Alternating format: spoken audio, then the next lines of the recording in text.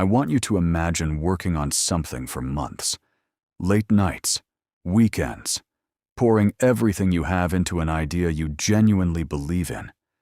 Now, imagine showing that idea to someone you trusted, a coworker, a friend, someone you thought had your back, and then watching them walk into your boss's office the very next morning and present it as their own. That's exactly what happened to a woman named Dana.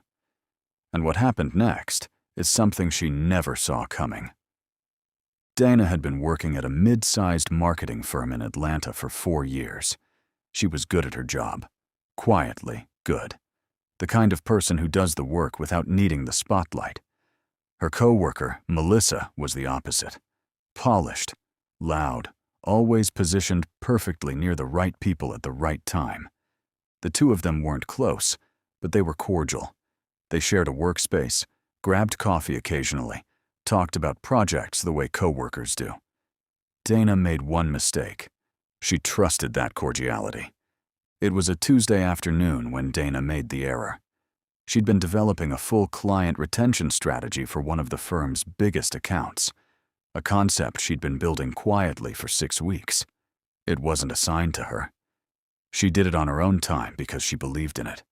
She showed Melissa a rough draft just to get a second opinion before presenting it to management. Melissa said, "Dana, this is incredible. You have to present this. This could change everything for you here." Dana went home that night feeling good, feeling seen. She planned to refine the deck over the next few days and schedule time with her manager. She never got the chance.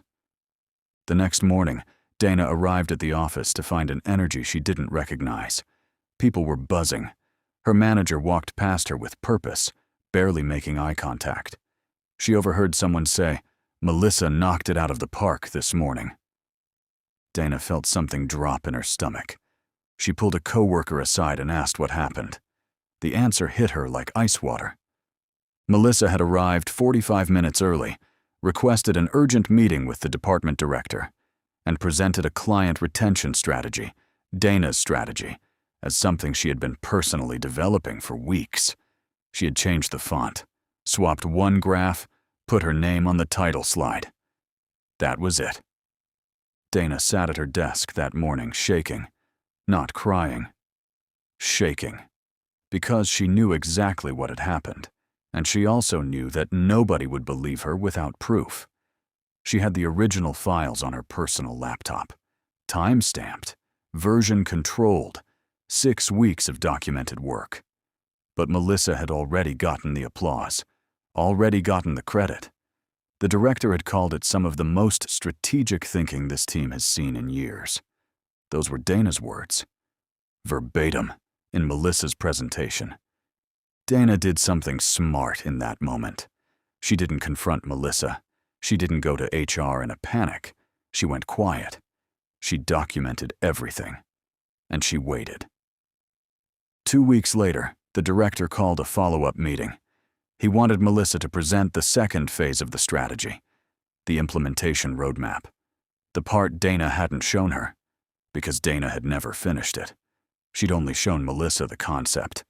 The execution plan existed only in Dana's head and on her personal laptop. Melissa had no idea this was coming. The meeting arrived. 15 people in the room.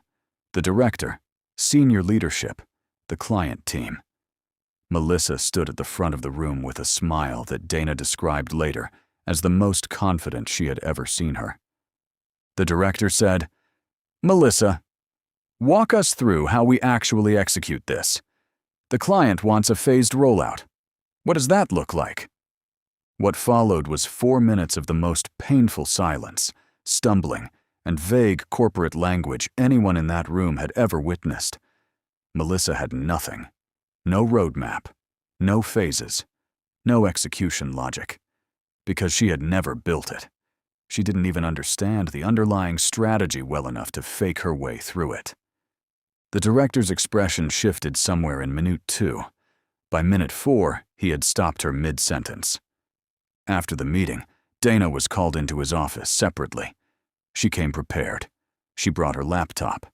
She showed him the original files, every version, every timestamp, the 6 weeks of documented work. She showed him the metadata. She showed him the draft she had shared with Melissa via a work messaging app, which was still there, time-stamped, never deleted. The director stared at the screen for a long time without speaking. Melissa was placed on a performance improvement plan within the week. The promotion she had been quietly angling for, the one this presentation was supposed to seal, was taken off the table entirely. 3 months later, she was let go during what the company called a restructuring. Everyone who had been in that room knew what it really was. Dana was offered the account lead position on the client she had built the strategy for. She took it. She got the raise. She got the credit, permanently on record. And she got something else, a reputation inside that company for being the person who does the quiet work and delivers the real results. She told the story later in an online forum and ended it with something that stuck with me. She said, "I didn't report her to hurt her. I reported her because the truth was already documented. All I did was show someone where to look. That's the thing about betrayal. People who steal from others are always counting on one thing, that you don't have receipts." Dana had receipts. If you've ever been in a situation like Dana's, if someone took credit for your work, your ideas, or your effort, drop it in the comments. I read every single one. And if you want more stories like this every single day, subscribe. Because karma doesn't take days off, and neither does this channel.